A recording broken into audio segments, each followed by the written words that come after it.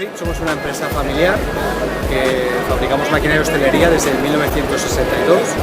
Nos dedicamos a la fabricación de freidoras eléctricas, todo el sistema de agua y aceite y de solo aceite. Después tenemos toda una amplia gama de vitrinas de tapas para sushi, calientes, para todo el tema de raco. Y después tenemos lo que son hornos y barbacoas de carbono líquido. Y es uno de los objetivos que hemos venido a presentar en esta feria de alimentos.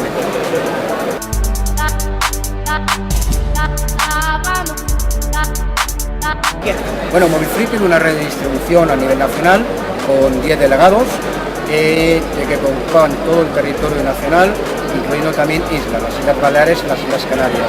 Estos delegados a su vez visitan distribuidores que aproximadamente estimamos que tengamos un número de clientes activos de unos 1.500 distribuidores. También tenemos una red de servicios técnicos que nos da también una fiabilidad para el tema del servicio postventa.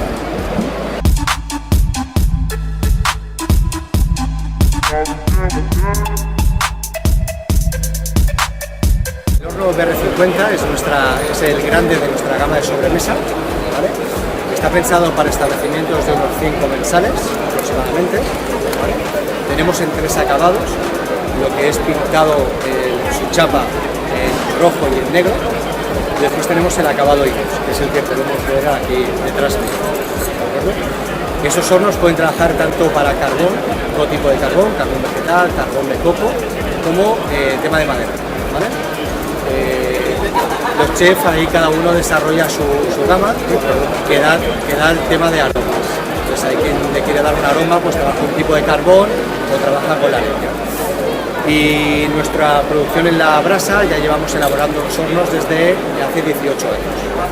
Entonces nos permite asesorar a nuestros clientes y al mismo tiempo ofrecer todo el tema de hacer tema medida. Es decir, hacemos lo que son hornos y barbacoas abiertas a medida de nuestros clientes.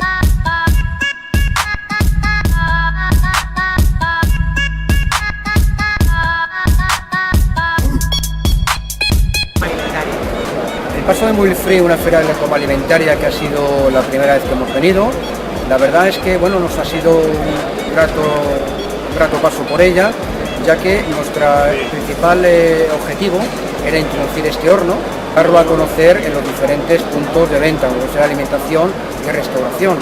Entonces creo que es una feria indicada para ello, ya que cogemos las dos opciones.